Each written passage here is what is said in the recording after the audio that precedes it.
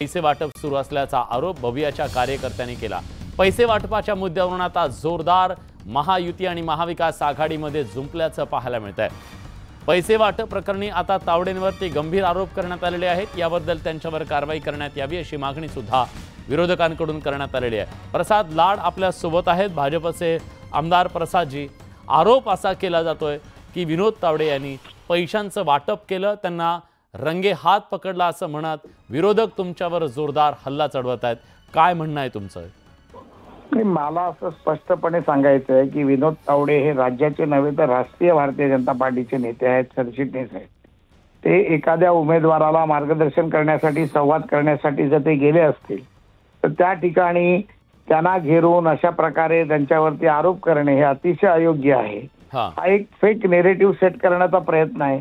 मला वाटत नाही की विनोद तावडे सारखा एवढा सक्षम नेता, अनुभवी नेता, जे राज्याचे विरोधी पक्ष नेते राहिले, मंत्री राहिले, आमदार राहिले, अध्यक्ष राहिले, ते अशा प्रकारचं काही कृत्य करू शकतील हे मला वाटत नाही।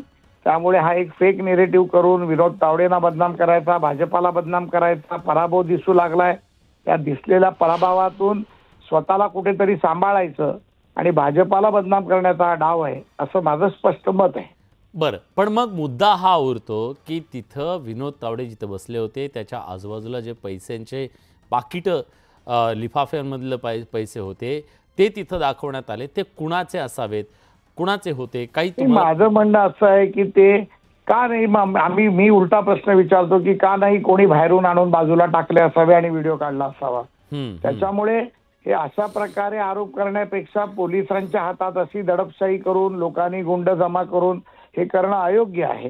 कार्यकर्त्यांनी घोषणा देणं अयोग्य आहे। तिथे पोलीस आहेत, इलेक्शन कमिशन आहे, त्यांना बोलवावं, त्या पद्धतीनं लगेच तात्काळ त्याची चौकशी करावी आणि खरं खोटं जे काय आहे ते समोरासमोर बाहेर येईल। बवियाचे नेते असं म्हणतात, बवियाचे म्हणतोय मी, बवियाचे नेते असं ठाकूर म्हणाले की त्यांना ही टीप तर भाजपच्या नेत्यांनीच दिली।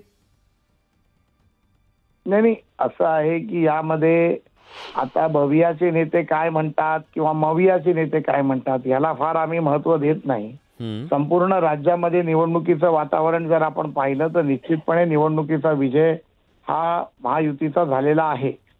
वसई विरारमध्ये देखील काही वेगळी भूमिका त्यामध्ये नाहीये। आमचे उमेदवार राजन नाईक यांचा विजय पक्का झालेला आहे। राजन नाईक हे जिंकणार आहेत।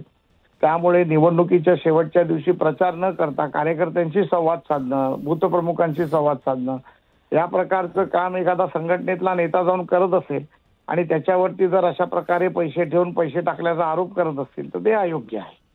ठीक आहे, धन्यवाद। तुम्ही न्यूज 18 लोकमतशी बोललात त्याबद्दल। रावसाहेब दानवे सुद्धा आपल्या सोबत जोडले गेलेले आहेत। रावसाहेब, माझा आवाज तुमच्यापर्यंत पोहोचतोय? येतोय। रावसाहेब, खरं तर आता बघा की शेवटचे काही तास आहेत मतदानासाठी, त्याआधी विनोद तावडे जे राष्ट्रीय नेते तुमचे, त्यांच्यावरती इतके गंभीर आरोप होणं हे तुमच्यासाठी एक सेटबॅक आहे? हे बघा, राज्यामध्ये विधानसभेच्या निवडणुका सुरू आहेत आणि एकूणच वातावरण भारतीय जनता पार्टी शिवसेना युतीच्या सोबत आहे आणि अशा परिस्थितीमध्ये या वातावरणामध्ये काही बिघाड करण्याचा प्रयत्न काही लोक करतायत। काल अनिल देशमुख साहेबांवर हल्ला झाला। हल्ला झाल्या आमच्यावर आरोप झाले। म्हणजे हल्ला होऊन 10 मिनिटं होत नाही तर भाजपनं हल्ला केला। ते कसं होऊ शकतं? पोलिसला तपास करू द्यायला नाही, काय झालं, कोण होते त्याचा शोध नाही, लगेच भाजपवर हमला। म्हणजे हल्ला त्यांच्यावर झाला आणि हमला आमच्यावर झाला।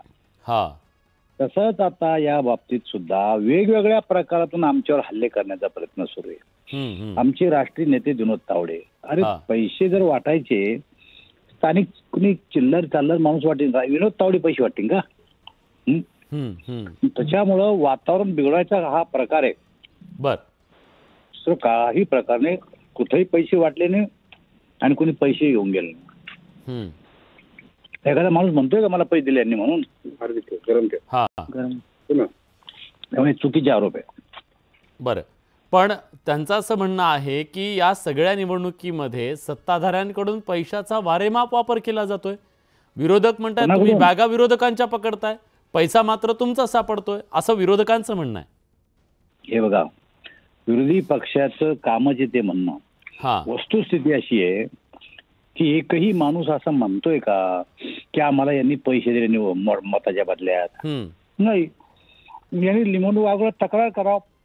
पण रावसाहेब, तुम्ही अनेक वर्ष खरं तर या निवडणुकीच्या रिंगणामध्ये आहात. तुम्ही आता सुद्धा निवडणूक लढवलेली आहे. एखादी व्यक्ती किती पैसे आपल्याकडे बाळगू शकते ह्या आचारसंहितेच्या काळात? हे बघा, आचारसंहितेच्या काळात त्याच्या खिशात 2-5 हजार रुपये. सावळेच्या जवळ का बॅग सापडली का? बॅग सापडली का? लिफाफे सापडले असं त्यांचं म्हणणं आहे. त्या लिफाफ्यामध्ये सावळे लिफाफे ठेवतील का खिशामध्ये? एखाद्या ठिकाणी जर कोणी ठेवले असतील ते सापडले असतील ते आमच्या नावावर खपवायचे का? असा कोणता नेता आहे जो खिशात पैसे घेऊन फिरतो लोकांना वाटायला? आणि खिशातले पैसे किती असतात वाटण्यासारखे? ठीक आहे, तुम्ही म्हणताय ती एक बाजू आहे. खूप खूप धन्यवाद रावसाहेब, तुम्ही न्यूज 18 लोकमतशी बोललात त्याबद्दल. भाजपची पत्रकार परिषद सुरू आहे. प्रवीण दरेकर बोलतायत, आपण थेट जातो. आणि महाराष्ट्राच्या जनतेच्या मनामध्ये आज ठाम आहे की हेच महायुतीचं सरकार आपल्याला हवंय. तशा प्रकारचं चित्र आज महाराष्ट्रामध्ये पूर्णपणे झालंय. म्हणून अशा प्रकारे स्ट्रॅटेजी करून अनिल देशमुखांच्या गाडीवर दगड मारा.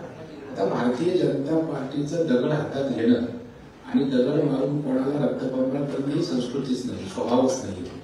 त्याच्यामुळं दगड कुणी मारल्या हे येईल यथावत चौकशीतून बाहेर. आम्ही चौकशीची मागणी केली. आता वसईला झालेला प्रकार, नाला सोपाऱ्याला तशाच प्रकारचा प्रकार आहे. आपल्या पायाखालची वाळू घसरते म्हणून आता उरलेल्या 1-2 दिवसात आपल्याला काही करता येते का? महाराष्ट्र काँग्रेसचे प्रदेशाध्यक्ष नाना पटोले आता आपल्यासोबत आहेत. आपण त्यांची प्रतिक्रिया जाणून घेऊया. नाना, तुम्ही हा सगळा व्हिडिओ, सगळा प्रकार तुमच्यापर्यंत पोहोचला असेल. विनोद तावडे हे विरारमध्ये गेले होते तेव्हा त्यांच्या आजूबाजूला काही पैशाची पाकिटं आढळून आलेली आहेत. आरोप करण्यात येतोय की ते पैसे वाटत होते. तुमची काय प्रतिक्रिया? नाही, ते तर भाजपला तर म्हणतात पैशाचा पाऊस पडत होता आणि विनोद तावडे तिथं पैशाचा पाऊस वेचायला गेले होते. मला एक साधा प्रश्न विचारायचा की निवडणूक आयोगाचे नियम आहेत आणि हे त्या ठिकाणी काय करतात, यांचा वोट तिथं नाही.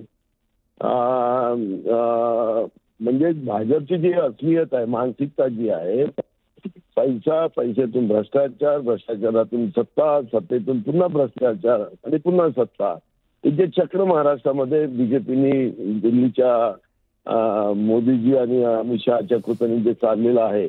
आमदार विकत घेतलं यांनी. आमदार विकत घेऊन आता पुन्हा जनतेला विकत घ्यायला हे लोक निघाले आणि म्हणून निवडणूक आयोगाने तातडीने दखल घेतली पाहिजे. याला चौकशीचा प्रश्नच नाहीये. माणूस पैसे वाटताना सापडला गेलेला आहे आणि 5 वाजताच्या नंतर यांना तिथं थांबता येत नाही. तिथं काय करतात? ठीक आहे, पण मुद्दा असा, राष्ट्रीय नेते खिशात काहीतरी 2 पाकिटं ठेवून पैसे वाटू शकतील का, असं त्यांचं म्हणणं आहे. तुम्ही काय करत होता त्याचं उत्तर द्या ना. ते म्हणतात की मार्गदर्शन करायला आलो होतो. आता मार्गदर्शन तुम्हाला 5 वाजेपर्यंत करायचं होतं. तुमच्यासाठी निवडणूक आहे नाही, वेगळे काही नियम लावलेत का? ठीक आहे, धन्यवाद. तुम्ही न्यूज 18 लोकमतशी बोललात त्याबद्दल. भाजपची पत्रकार परिषद सुरू झाली, आपण थेट जातोय.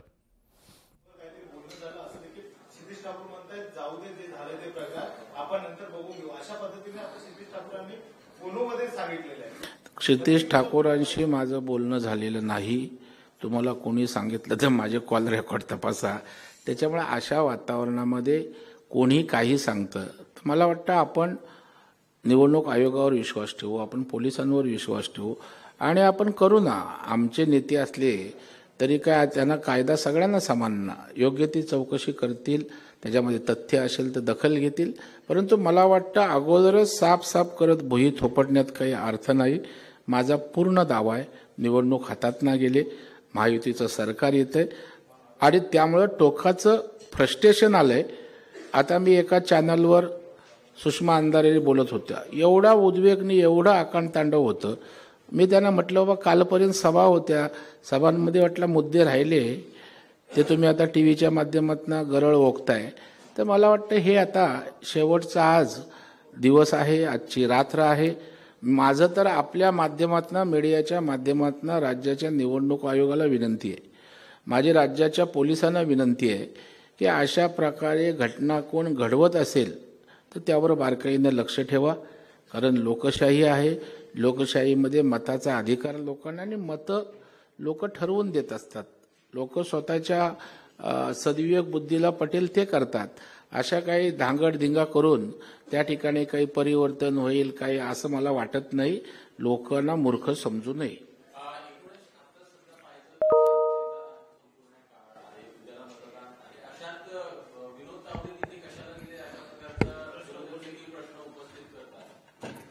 नाही, मला वाटतं विनोद तावडे आमचे राष्ट्रीय सरचिटणीस आहेत. आता ते काही व्यक्तिगत कामानिमित्त गेलेत की कशासाठी गेलेत मला याची कल्पना नाही. परंतु आता आमचा राष्ट्रीय नेता तिथं आला असेल, कार्यकर्त्यांना समजलं असेल तर त्या ठिकाणी कार्यकर्ते भेटायला जाऊ शकतात. परंतु त्यांचा राजकीय किंवा निवडणुकीसाठी तो दौरा नव्हता.